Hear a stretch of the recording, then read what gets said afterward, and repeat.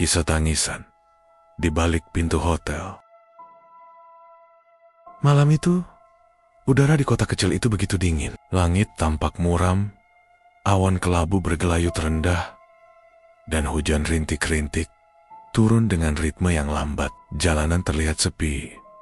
Hanya ada beberapa kendaraan melintas dengan lampu depan yang sayup menembus kabut tipis. Seorang pemuda bernama Ardi baru saja turun dari bus malam yang ia tumpangi dari kota asalnya. Ia sebenarnya hanya berniat singgah semalam di kota itu sebelum melanjutkan perjalanan keesokan harinya.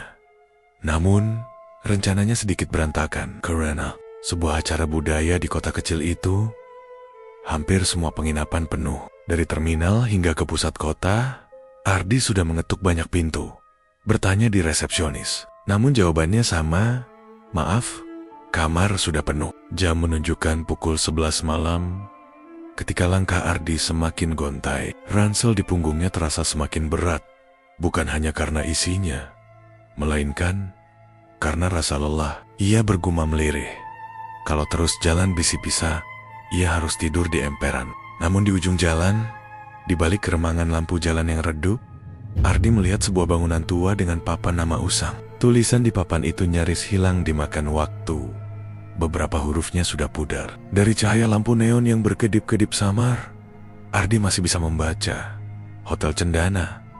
Bangunan itu tampak sepi. Halaman depannya luas, namun dipenuhi rerumputan liar yang tumbuh tinggi. Dari jauh, hotel itu lebih mirip rumah sakit tua daripada penginapan. Ardi sempat ragu.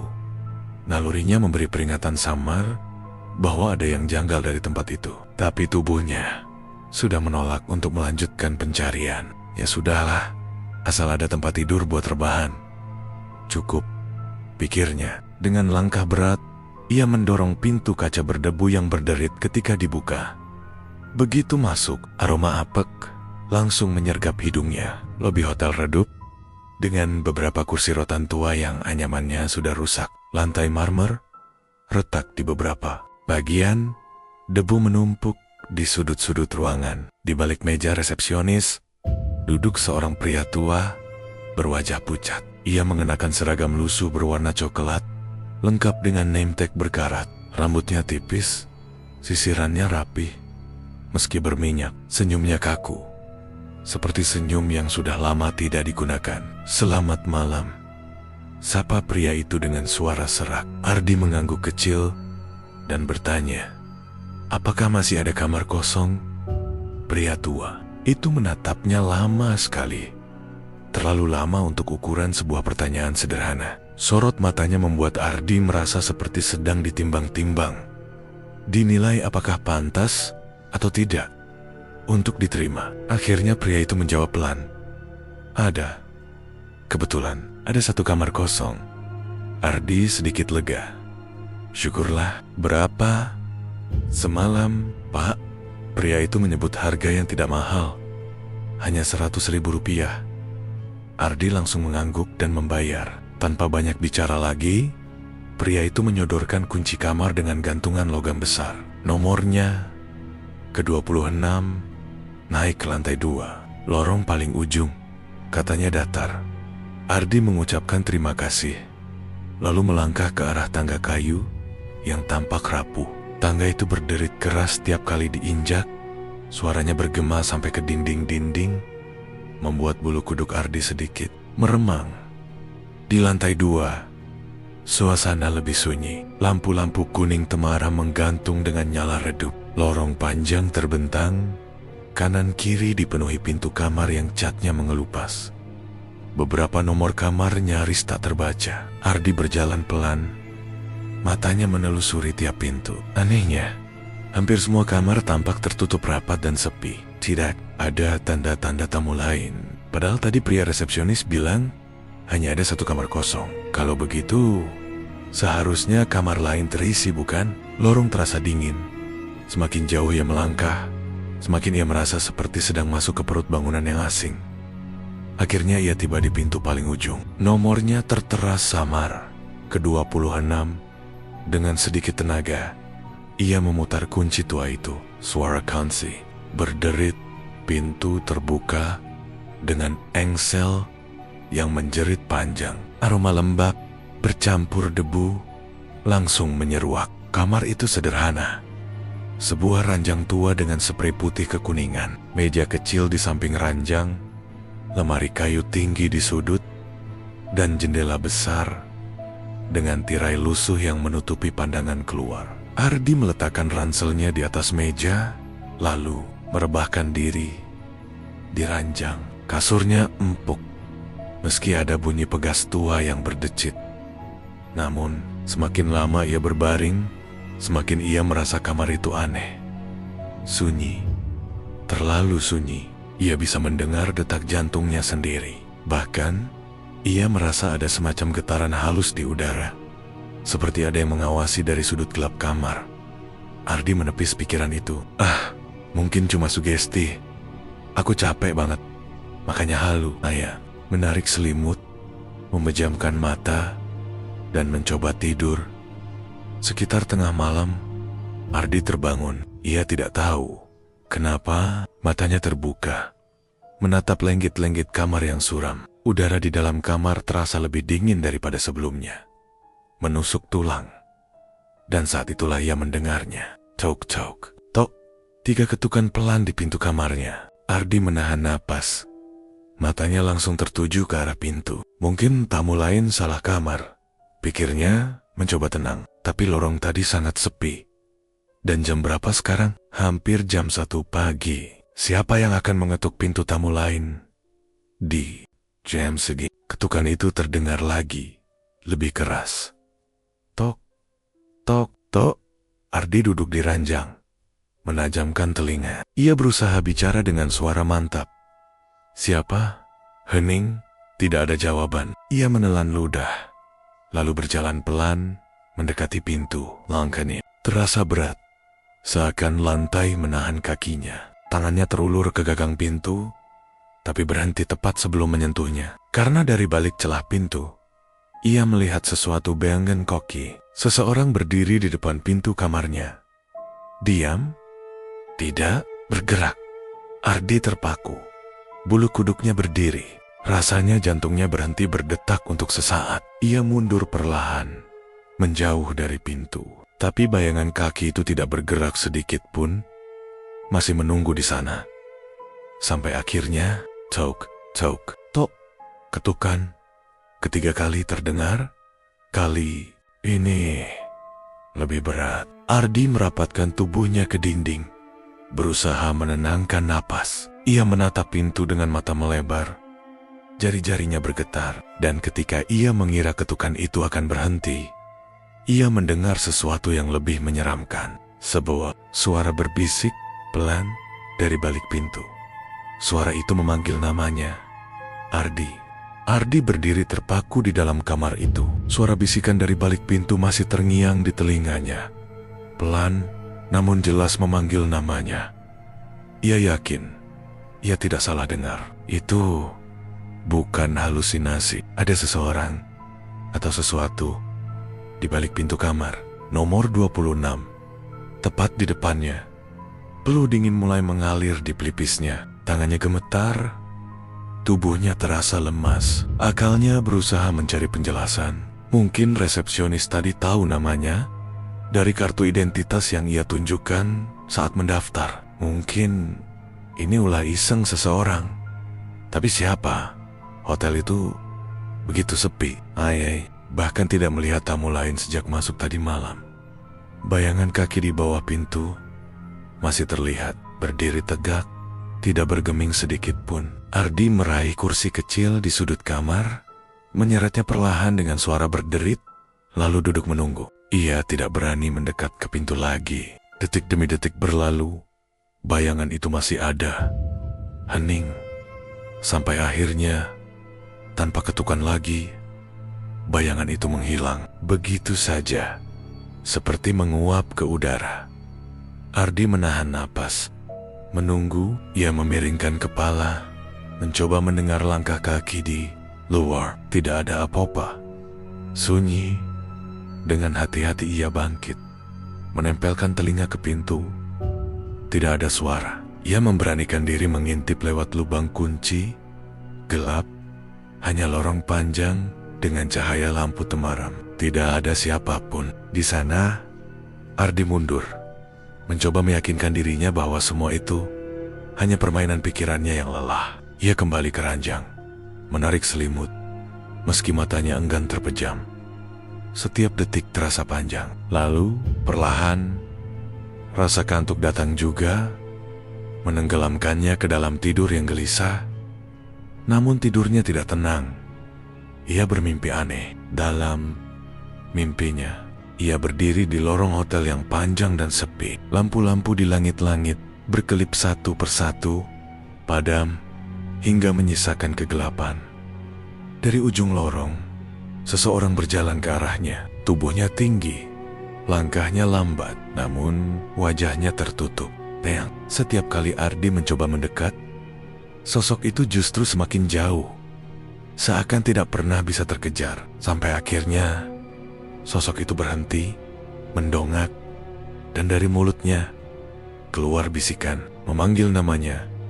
Ardi tersentak bangun, napasnya terengah, keringat dingin membasahi tubuhnya. Matanya menatap jam kecil di meja samping ranjang. Jarum menunjuk pukul 3 lewat sedikit. Tiba-tiba, suara lain terdengar. Kali ini bukan dari pintu, melainkan dari dalam kamar. Suara lirih, samar, seperti seseorang menarik napas berat dari sudut ruangan. Ardi membeku, kepalanya menoleh perlahan ke arah lemari kayu tua di pojok kamar. Pintu lemari itu sedikit terbuka, celahnya gelap pekat. Suara itu datang dari sana. Jantung Ardi berdegup kencang. Ia menelan ludah, lalu memutuskan bangun. Ia meraih ponselnya, menyalakan senter, dan melangkah pelan ke arah lemari. Setiap langkah terdengar jelas di telinganya. Ketika jaraknya tinggal beberapa langkah, suara dari dalam lemari berhenti. Sunyi.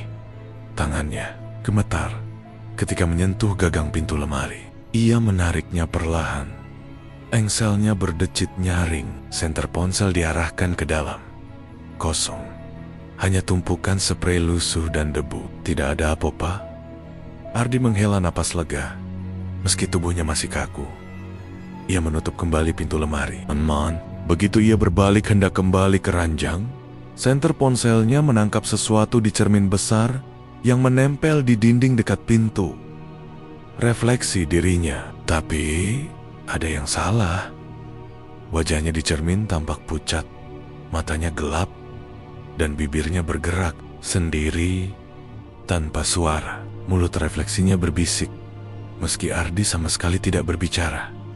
Keluar sebelum terlambat. Ardi mundur terhuyung, hampir menjatuhkan ponsel dari tangannya. Cermin itu bergetar pelan, seolah permukaannya bukan kaca melanjen air. Ia menutup mata, mengguncang kepala, lalu berlari kembali ke ranjang, menutup tubuhnya dengan selimut rapat-rapat. Waktu berjalan lambat, hingga akhirnya cahaya pagi menembus tirai lusuh kamar. Burung berkicau di kejauhan. Tanda kota kecil itu mulai hidup kembali. Ardi masih terbaring, tubuhnya lemas, kepalanya penuh tanda tanya. Apa yang ia alami semalam? Apakah benar-benar nyata?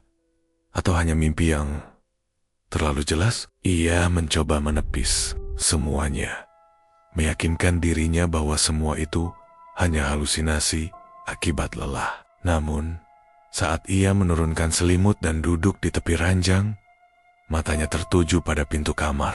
Tepat di bawah gagang pintu, ada bekas noda hitam, samar seperti bikas. Tangan yang menempel dari luar, dan seketika bulu kuduknya kembali meremang. Malam itu angin terasa lebih dingin dari biasanya. Raka menatap kosong ke arah kamar nomor 5 yang sudah sejak lama terkunci rapat. Suara itu, bisikan lirih yang memanggil namanya, kembali terdengar. Awalnya ia mencoba mengabaikan, menutup telinga dengan bantal. Namun semakin lama suara itu semakin jelas, bahkan seperti berada tepat di sampingnya. Raka, tolong aku. Suara itu serak, pelan, tapi membuat darahnya membeku. Dengan tubuh bergetar, ia bangkit dari ranjang. Kali ini rasa penasaran jauh lebih besar daripada rasa takut. Kakinya melangkah perlahan ke arah kamar kelima. Lampu lorong berkedip-kedip, seperti memperingatkan agar ia tidak mendekat. Namun langkah itu tetap berlanjut. Tangannya terulur, menyentuh gagang pintu yang dingin seperti es. Aneh, pintu itu tidak terkunci. Perlahan ia dorong pintu itu hingga terbuka. Bau anyir menusuk hidungnya, bercampur aroma lembab yang membuat dada terasa sesak. Di dalam kamar itu gelap total, kecuali cahaya bulan yang menembus celah jendela. Lantai berdebu, perabotan tua berserakan, dan di sudut kamar terlihat sebuah kasur reot dengan noda gelap yang entah apa. Raka menelan ludah. Matanya berusaha menyesuaikan diri dengan kegelapan. Tiba-tiba ia mendengar suara napas pelan, seperti seseorang sedang berbaring di atas kasur itu. Ia terpaku. "Siapa?" tanyanya dengan suara bergetar. Tidak ada jawaban, hanya terdengar bisikan samar yang sama. "Tolong aku." Napas Raka semakin memburu. Ia mencoba menyalakan ponsel untuk memberi cahaya. Namun ponselnya tiba-tiba mati begitu saja. Padahal ia yakin baterainya masih penuh. Saat kegelapan kembali menyelimuti, terdengar bunyi berderit dari kasur reot itu. Seperti ada sesuatu yang bergerak. Perlahan, sesuatu bangkit dari kegelapan. Matanya memicing, mencoba memastikan apa yang dilihatnya. Bayangan tubuh kurus dengan rambut panjang terurai tampak berdiri. Wajahnya samar tertutup gelap. Sosok itu menunduk, lalu perlahan mengangkat kepalanya. Raka terperangah ketika melihat wajah pucat dengan mata hitam pekat menatap langsung ke arahnya. Senyuman lebar mengerikan terbentuk, memperlihatkan jiji-jiji yang tidak wajar. "Kau sudah datang." Suaranya bukan lagi bisikan, melainkan seperti gema dari dasar perut bumi. Pintu di belakang Raka tiba-tiba menutup keras, membuatnya terperangkap di dalam kamar itu bersama sosok mengerikan tersebut. Raka berusaha menjerit, namun suaranya seolah tertelan udara. Tubuhnya kuku, kakinya seakan tertanam di lantai. Itu mulai mendekat. Langkahnya lambat tapi berat. Setiap gerakannya menimbulkan suara yang menusuk telinga. Raka memejamkan mata, berharap ini hanya mimpi buruk. Namun ketika ia kembali membuka mata, sosok itu sudah tepat berada di depannya. Wajahnya begitu dekat, hingga ia bisa mencium bau busuk menusuk yang keluar dari mulut makhluk itu. Dan saat itu juga, sesuatu yang dingin menyentuh bahunya. Malam itu, hujan turun lebih deras daripada biasanya. Petir sesekali menyambar, menerangi langit malam, dan menyoroti hutan bambu yang menjulang gelap. Raka dan Sinta kembali terjebak di dalam rumah peninggalan itu. Bukan karena keinginan mereka, melainkan karena pintu yang mereka coba buka terkunci rapat dari luar. Seolah ada sesuatu yang sengaja menahan mereka agar tidak bisa keluar. Sinta duduk di lantai dengan wajah pucat, tubuhnya gemetar hebat. Sementara Raka berusaha menenangkan diri, meski jantungnya berdetak tak karuan.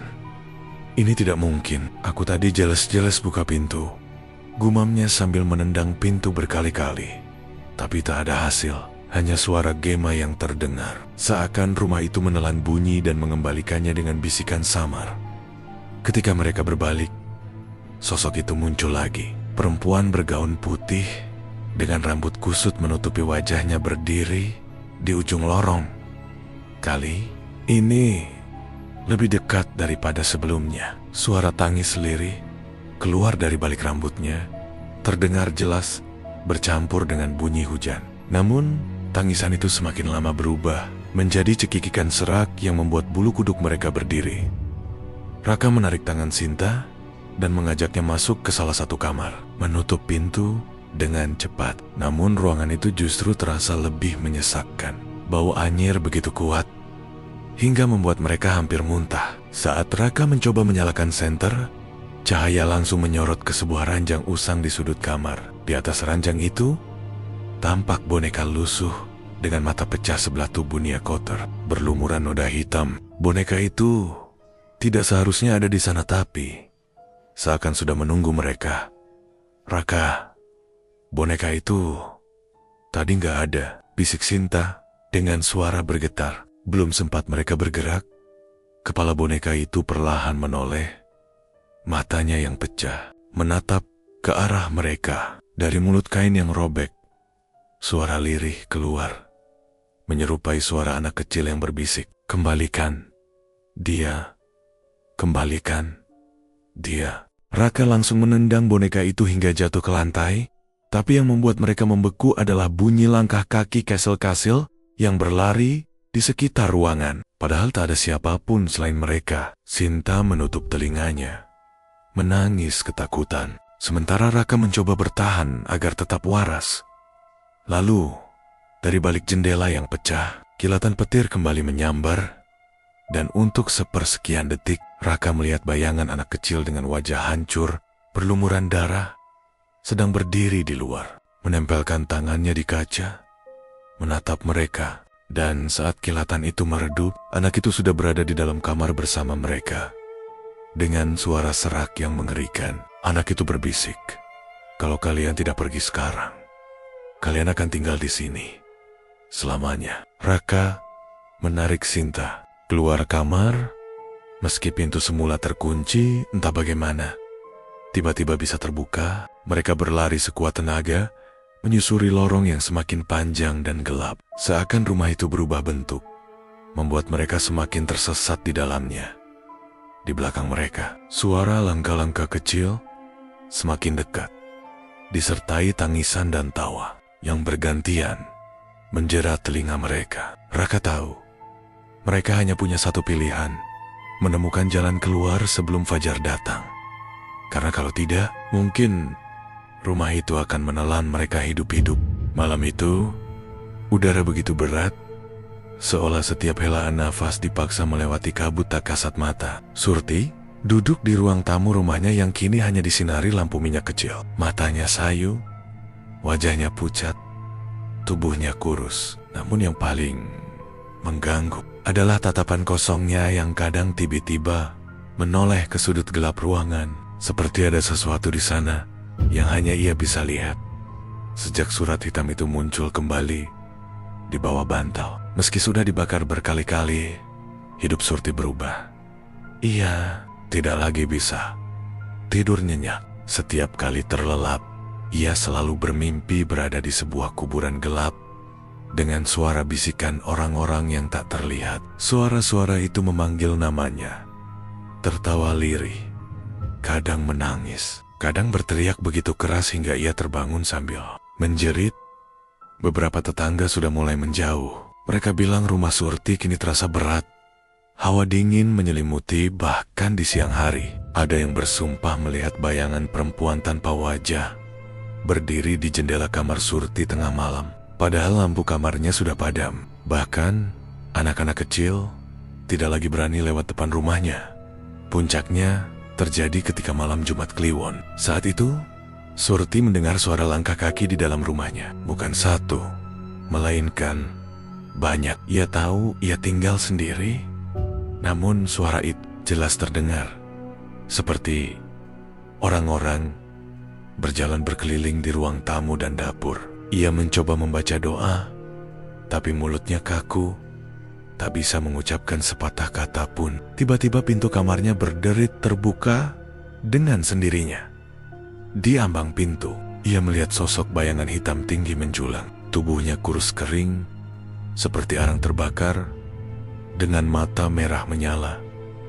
Sosok itu tidak bergerak, hanya menatap. Dan saat Surti berusaha berteriak, ia merasakan sesuatu yang dingin merayap dari kakinya ke seluruh tubuh. Ia jatuh, tak sadarkan diri.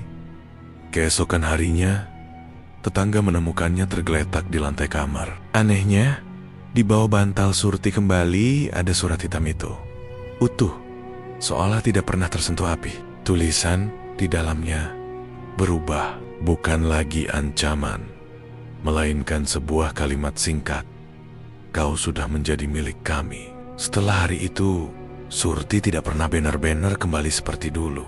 Kadang ia masih terlihat berjalan ke pasar, kadang ia mengobrol dengan tetangga, tapi ada sesuatu yang ganjil pada dirinya. Matanya sering kosong, senyumnya kaku, dan setiap kali malam tiba, lampu rumahnya selalu mati lebih awal dari rumah-rumah lain. Beberapa orang bersumpah mendengar suara-suara aneh dari dalam, seperti orang ramai berbisik.